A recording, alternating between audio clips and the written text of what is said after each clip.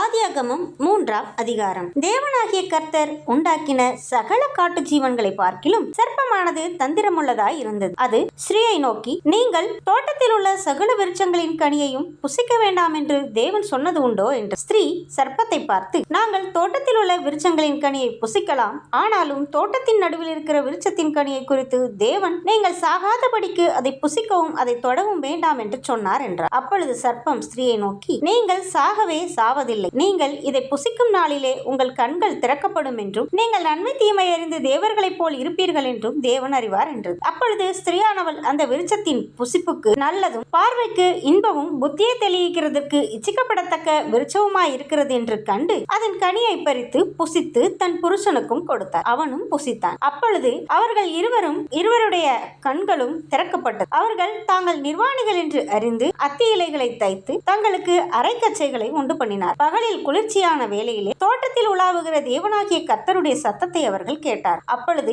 ஆதாமும் அவன் மனைவியும் தேவனாகிய கர்த்தருடைய சந்நிதிக்கு விலகி தோட்டத்தின் விருட்சங்களுக்குள்ளே ஒளித்துக் கொண்டார். அப்பொழுது தேவனாகிய கர்த்தர் ஆதாமை கூப்பிட்டு, நீ எங்கே இருக்கிறாய் என்றார். அதற்கு அவன், நான் தேவருடைய சத்தத்தை தோட்டத்திலே கேட்டு நான் நிர்வாணியாய் இருப்பதினால் பயந்து ஒளித்துக் கொண்டேன் என்றார். அப்பொழுது அவர், நீ நிர்வாணி என்று உனக்கு அறிவித்தவன் யார்? புசிக்க வேண்டாம் என்று நான் உனக்கு விளக்கின விருட்சத்தின் கனியை புசித்தாயோ என்றார். அதற்கு ஆதாம், என்னுடனே இருக்கும்படி தேவரீர் தந்த ஸ்திரீயானவள் அவ்விருட்சத்தின் கனியை எனக்கு கொடுத்தால் நான் புசித்தேன் என்றார். அப்பொழுது தேவனாகிய கர்த்தர் ஸ்திரீயை நோக்கி, நீ இப்படி செய்தது என்ன என்றார். ஸ்திரீயானவள், சர்ப்பம் என்னை வஞ்சித்தது, நான் புசித்தேன் என்றார். அப்பொழுது தேவனாகிய கர்த்தர் சர்ப்பத்தை பார்த்து, நீ இதை செய்தபடியால் சகல நாட்டு மிருகங்களிலும் சகல காட்டு மிருகங்களிலும் சபிக்கப்பட்டிருப்பாய். நீ உன் வயிற்றினால் நகர்ந்து உயிரோடு இருக்கும் நாளெல்லாம் மண்ணை தின்பாய். உனக்கும் ஸ்திரீக்கும் உன் வித்துக்கும் அவள் வித்துக்கும் பகை உண்டா. அவர் உன் தலையை நசுக்குவார், நீ அவர் குதிங்காலை நசுக்குவாய் என்றார். அவர் ஸ்திரீயை நோக்கி, நீ கர்ப்பவதியாய் இருக்கும் போது உன் வேதனையை மிகவும் பெருக பண்ணுவேன், வேதனையோட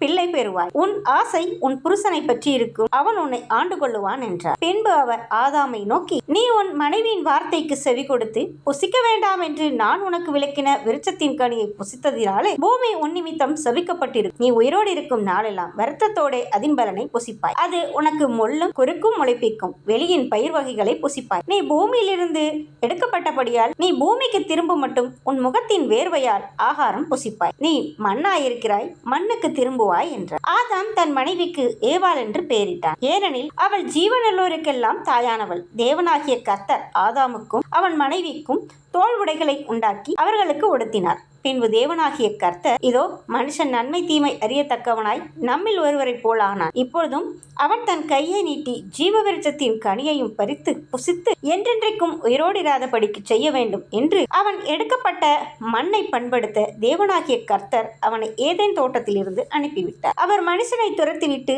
ஜீவ விருட்சத்துக்கு போம் வழியை காவல் செய்ய ஏதேன் தோட்டத்துக்கு கிழக்கே கேருபீன்களையும் வீசிக்கொண்டிருக்கிற சுடரொளி பட்டயத்தையும் வைத்தார். ஆமென்.